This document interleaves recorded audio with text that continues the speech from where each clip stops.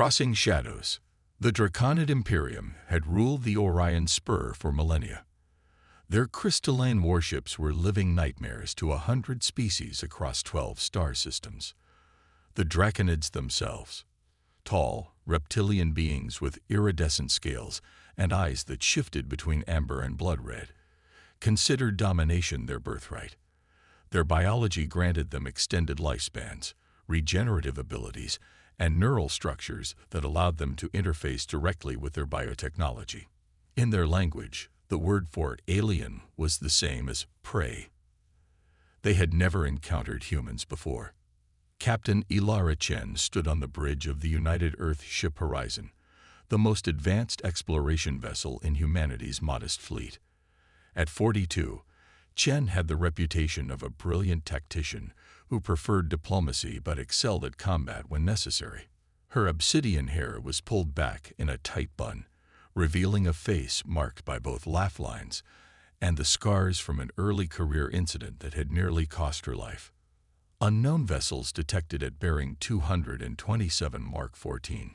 Captain, reported Lieutenant Marcus Walsh from Tactical. Energy signatures unlike anything in our database. Chen nodded calmly. Distance to the anomaly.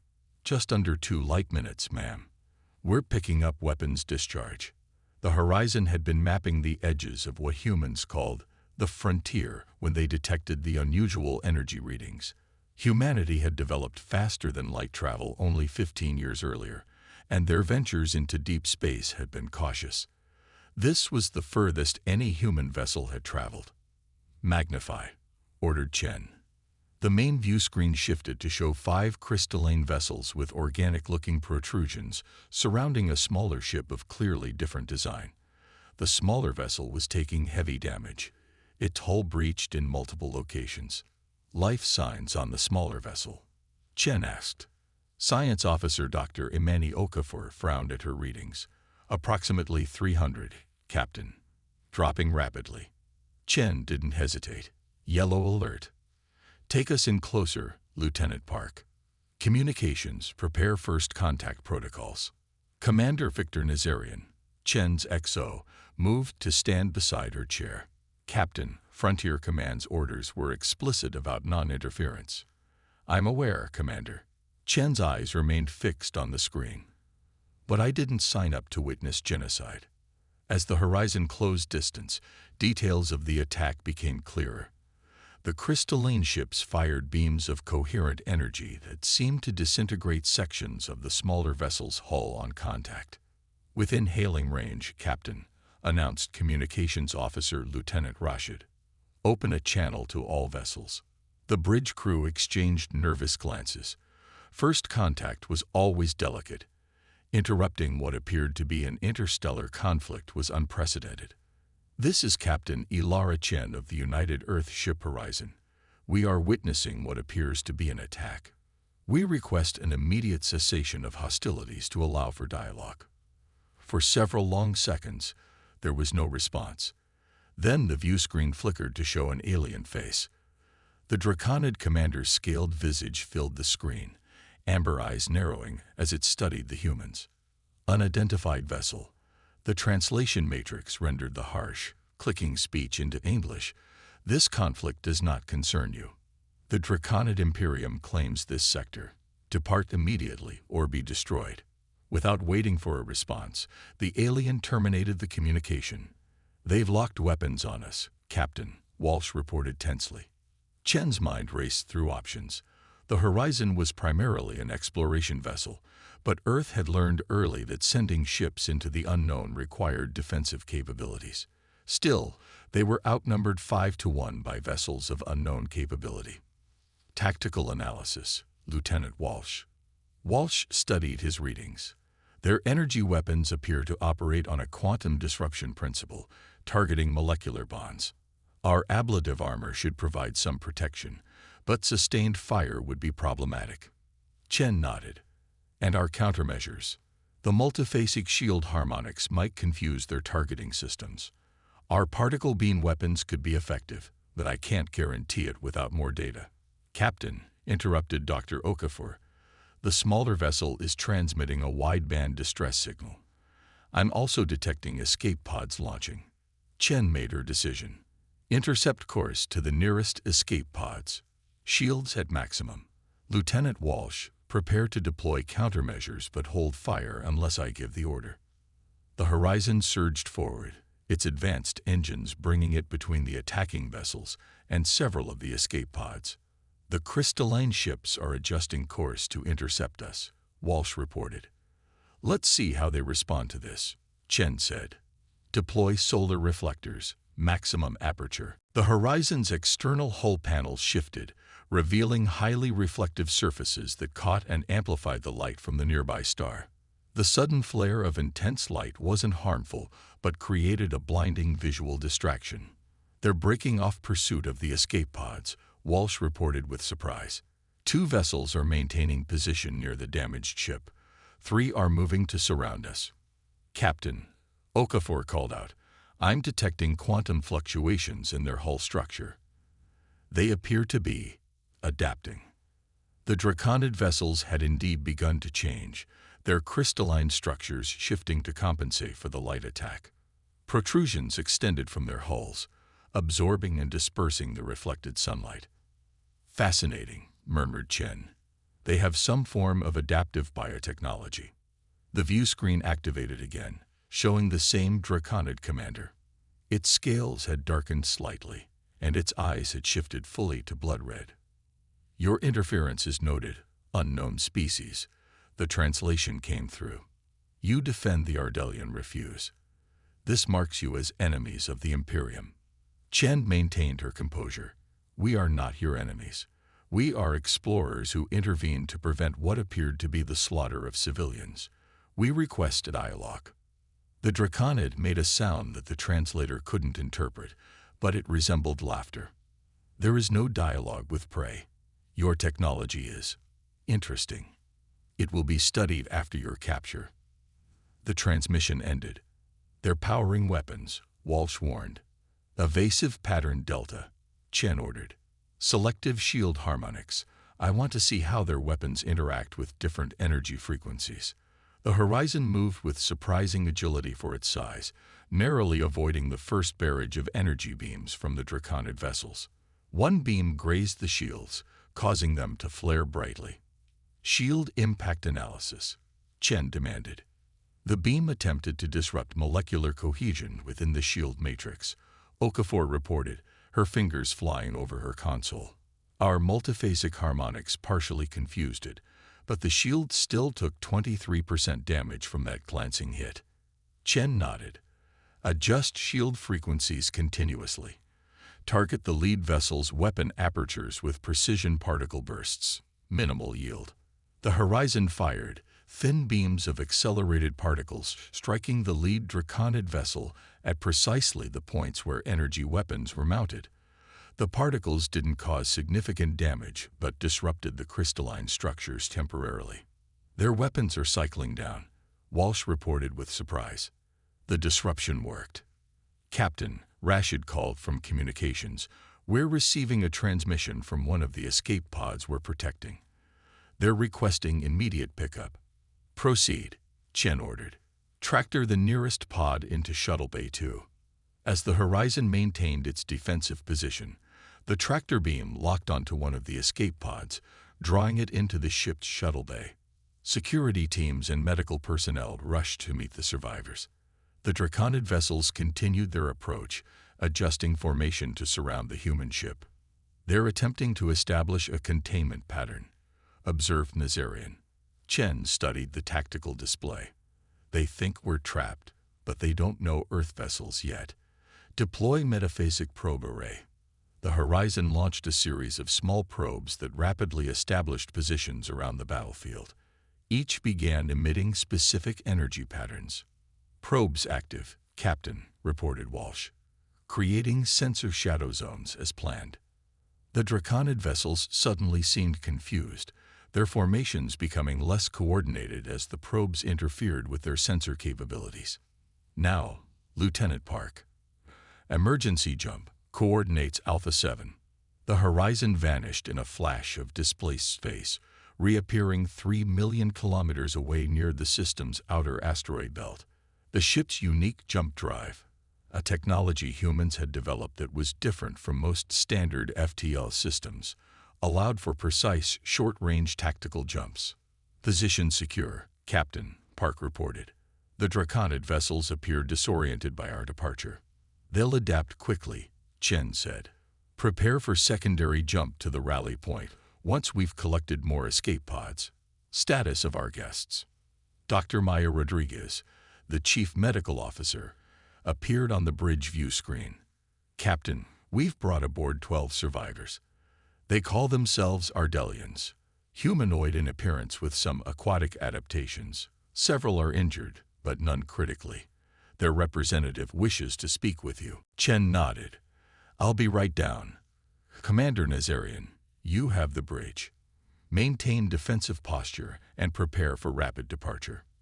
In the medical bay, Chen found creatures that indeed appeared mostly humanoid, though their skin had a faint blue tinge and gill-like structures were visible on their necks. They were tall and slender with large expressive eyes. One stepped forward as Chen entered. I am Selena Tyrnar, second minister of the Ardelian Cooperative. You have our eternal gratitude, Captain. Chen inclined her head respectfully. We couldn't stand by while civilians were attacked. Can you tell me what provoked this assault? Tyrnar's large eyes reflected deep sadness. Nothing provoked it, Captain. The Draconids require no provocation. They arrived in our system 3 cycles ago and demanded our complete surrender.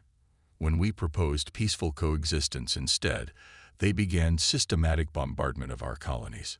The vessel we saw, a civilian transport evacuating our scientists and cultural archives, Tyrnar explained, the last hope for our civilization's knowledge to survive. Chen's expression darkened. How many other escape pods launched? 17. You've saved 12. The others? Tyrnar looked down. We'll find them if we can, Chen promised, though she knew the odds were poor. You don't understand what you've done by intervening, another Ardelian said, stepping forward. His gills flared with emotion. The Draconids never forget an enemy. They will hunt you now, hunt your species. Let me worry about that, Chen replied calmly. For now, tell me everything you know about their capabilities and weaknesses. As the Ardelians detailed the Draconid Imperium's history of conquest, Chen's determination grew. The Draconids weren't just expansionist, they were genocidal, viewing all other sentient life as evolutionarily inferior and existing only to serve or be eliminated. Her communicator chirped. Captain, came Nazarian's voice. The Draconid vessels have located us and are approaching rapidly. They'd been joined by 2 additional warships. Chen looked at the frightened Ardelians. Your people have suffered enough. We'll get you to safety. There is no safety from the Draconids, Tyrnar said softly. Not in this sector of space.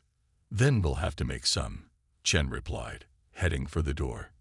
Because where I come from, we don't take kindly to bullies, especially ones who think genocide is their birthright. As she returned to the bridge, Chen knew she was about to make a decision that would forever alter humanity's place in the galaxy.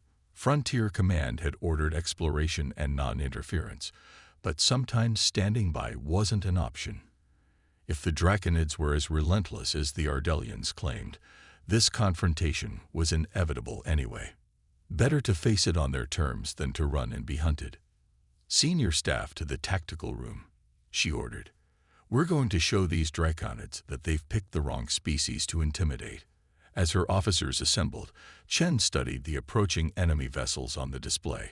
7 crystalline ships of death, each likely carrying technologies humans had never encountered, versus 1 Earth vessel far from home. The odds were terrible, but Chen smiled slightly. Throughout human history, terrible odds had often brought out the best in her species. Ladies and gentlemen, she addressed her senior staff. It seems we're about to give the Draconid Imperium their first lesson about humans. Let's make it memorable. Defiance Point. The tactical room of the UES Horizon hummed with tension as Captain Chen and her senior staffs studied the holographic display of the approaching Draconid vessels. 7 crystalline warships against 1 human exploration vessel. The math wasn't encouraging. They're arranging themselves in a standard hemispherical assault formation, observed Lieutenant Walsh, pointing to the tactical display. Based on the Ardelian data, they'll concentrate fire on our propulsion systems first. Commander Nazarian frowned. Even with our multiphasic shields, we can't withstand concentrated fire from 7 vessels, and we can't outrun them conventionally. Then we don't run conventionally, Chen replied, studying the star system map. Dr. Okafor, what have you learned about their weapon systems? The science officer highlighted one of the Draconid ships. Their quantum disruption beams work by destabilizing molecular bonds. Essentially, they pull matter apart at a subatomic level, but the process requires tremendous energy and precise targeting. She paused. And there's something else.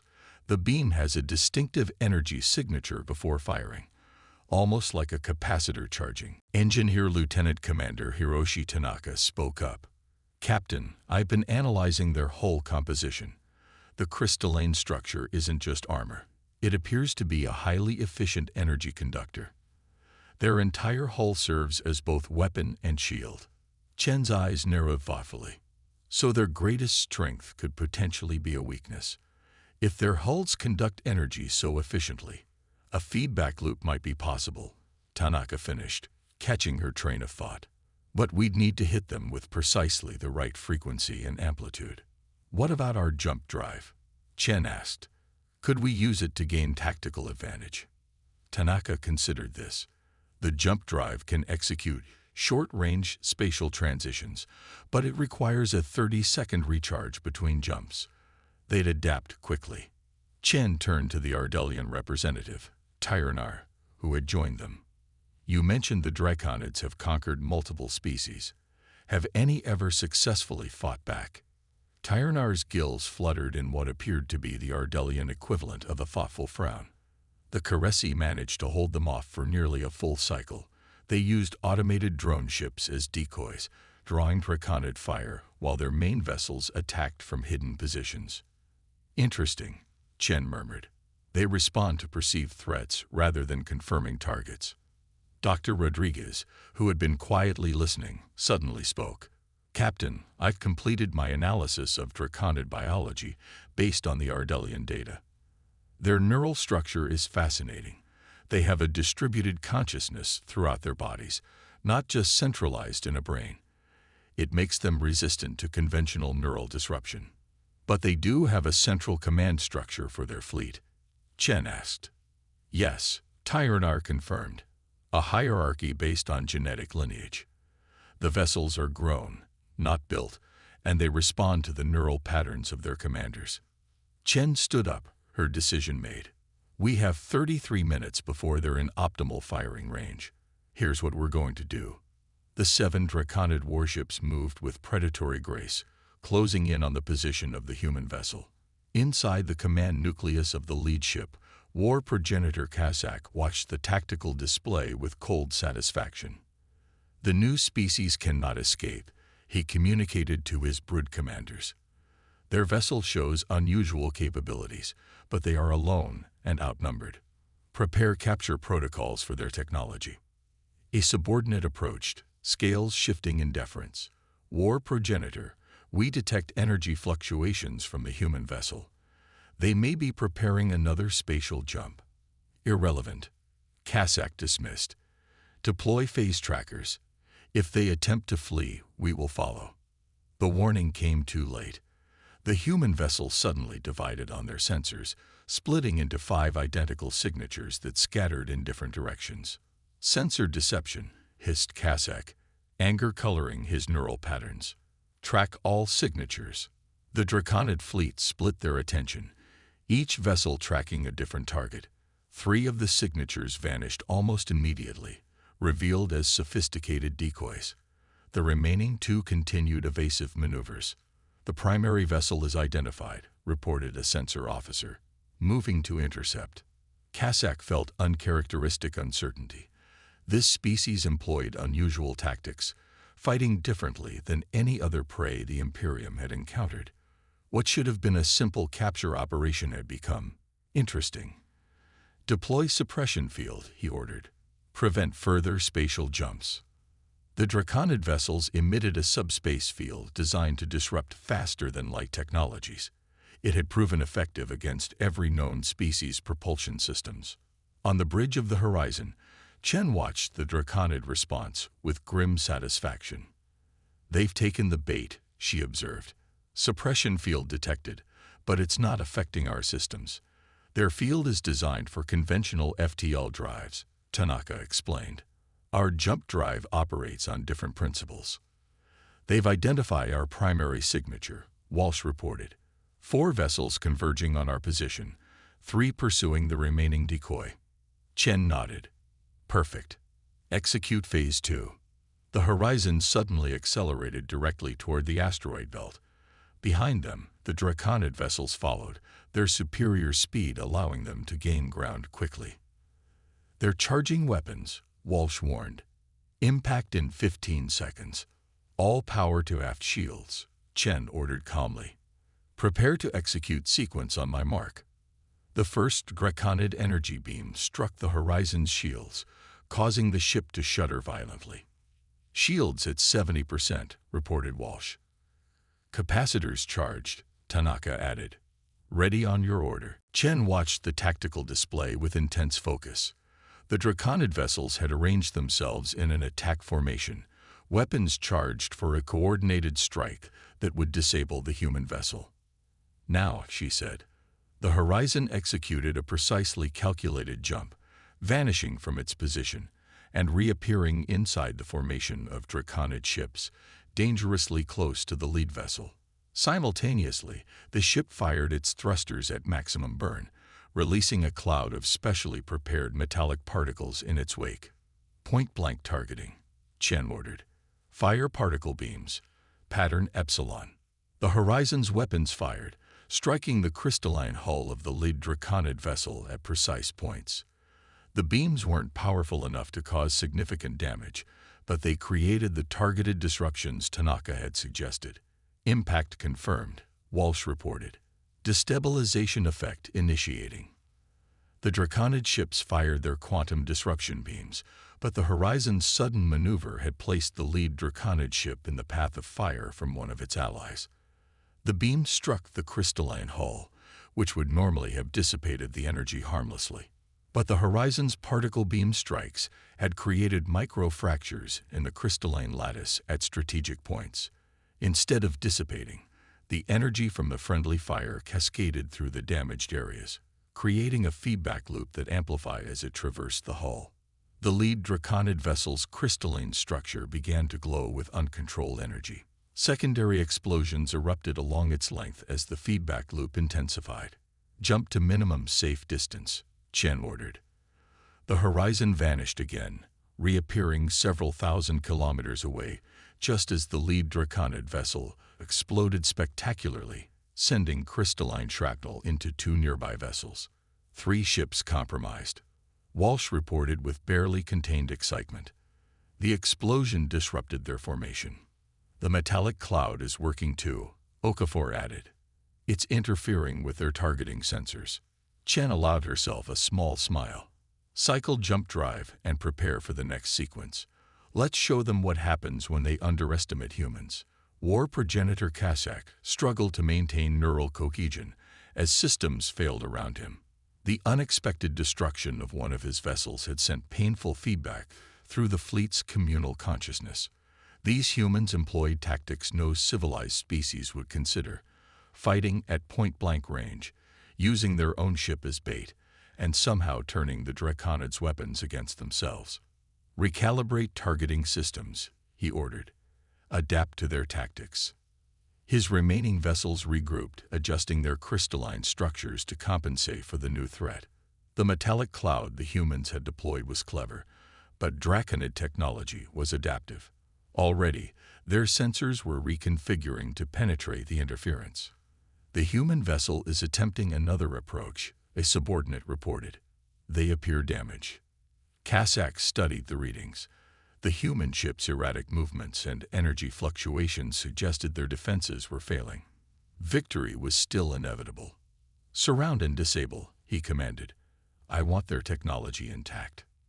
"They're buying it," Chen said, watching the Draconid vessels adjust their formation to encircle the horizon, which was venting plasma and debris in a convincing display of battle damage. "All vessels accounted for." "Yes, Captain," Walsh confirmed. "The 3 damaged ships are hanging back, but they're still operational. The other 4 are moving to surround us." Chen nodded. "Their adaptive technology is impressive. Our tricks won't work twice." "Captain," Okafor interrupted, "I'm detecting unusual energy readings from the Draconid vessels. They appear to be communicating neurally with each other, using their crystalline structures as amplifiers." Chen turned to her science officer. "Explain." "Their ships don't just share tactical data.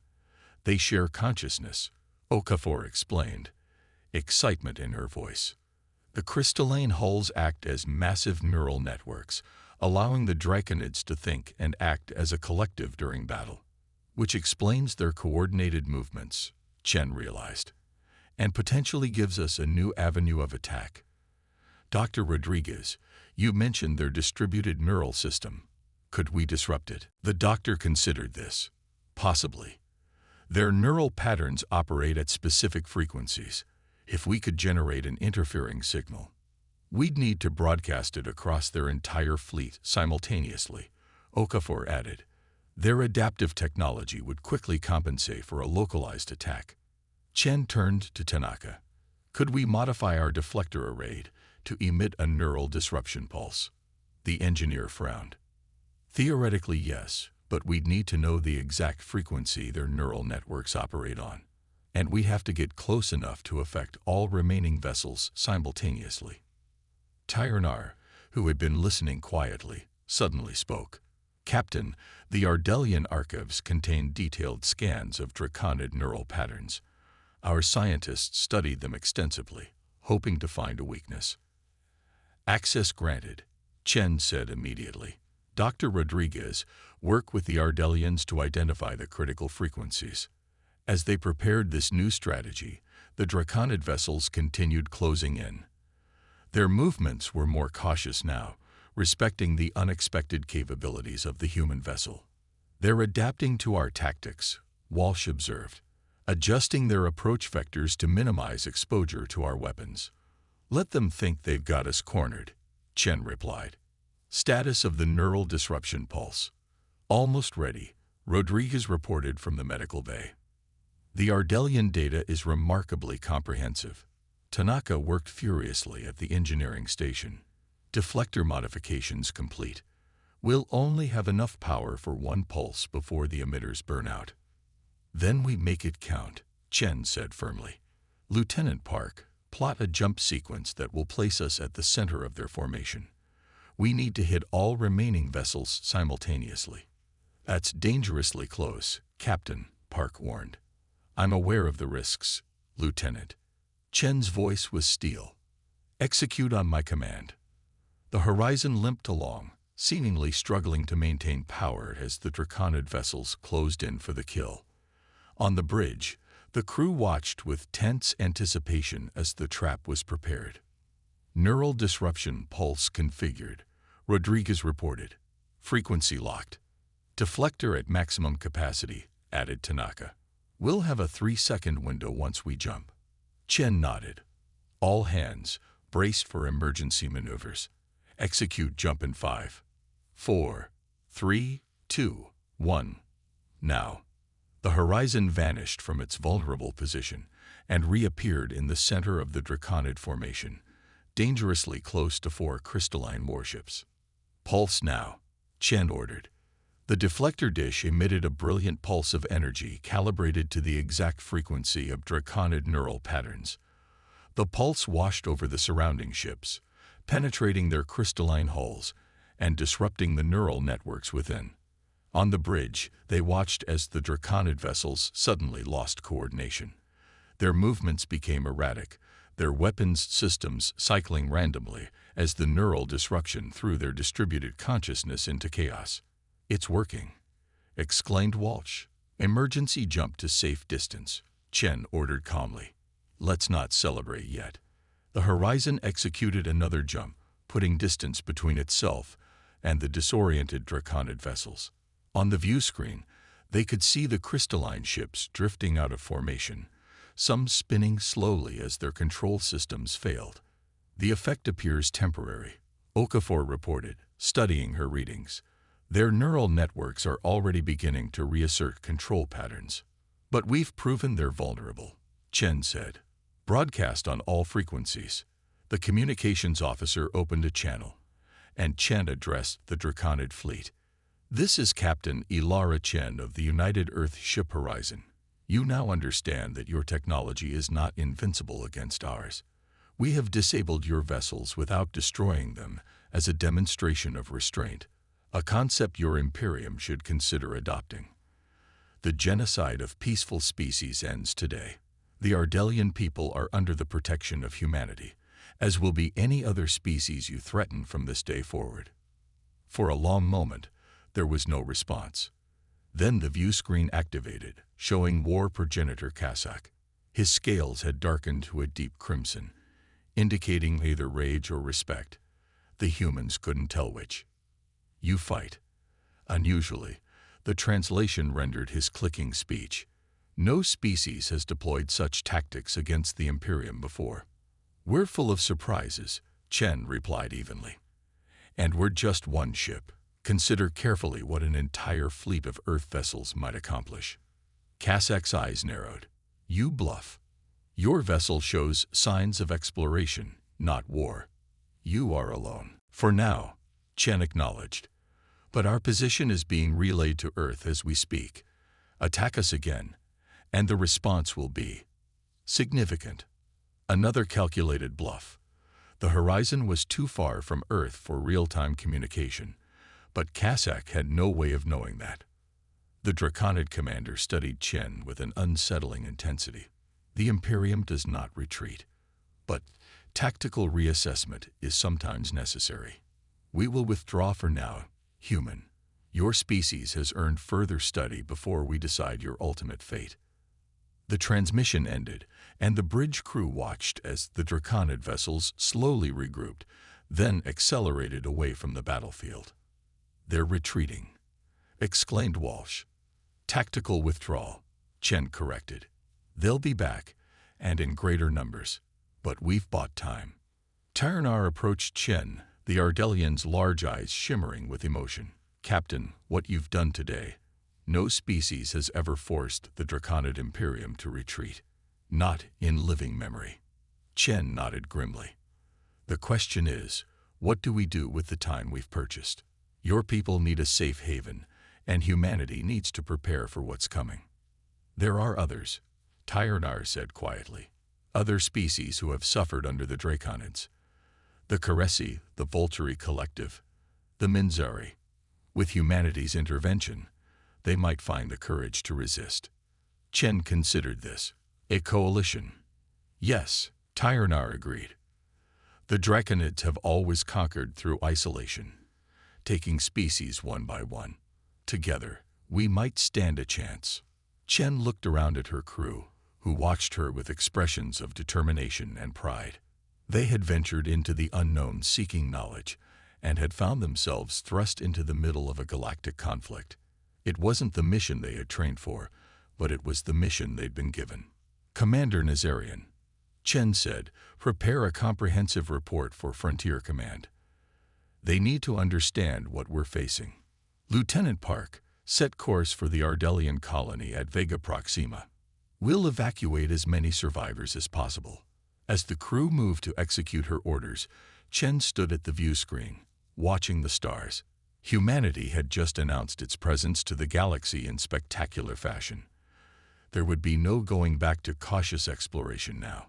The Draconids would return, and Earth would need to be ready. But for the first time in millennia, the species subjugated by the Draconid Imperium had something they'd long been denied. Hope. 3 months later, Captain Chen stood in Frontier Command's Grand Hall on Earth, facing the assembled Admiralty. Behind her stood representatives from 7 different alien species, Ardelians, Karesi, Volturi, and others who had suffered under Draconid rule. The coalition is formalized, she reported. 17 worlds have pledged resources and personnel to the United Defense Initiative. The Caresi have offered their shipyards, the Vulturi their advanced sensor technology, and the Ardelians their extensive knowledge of Draconid biology and tactics.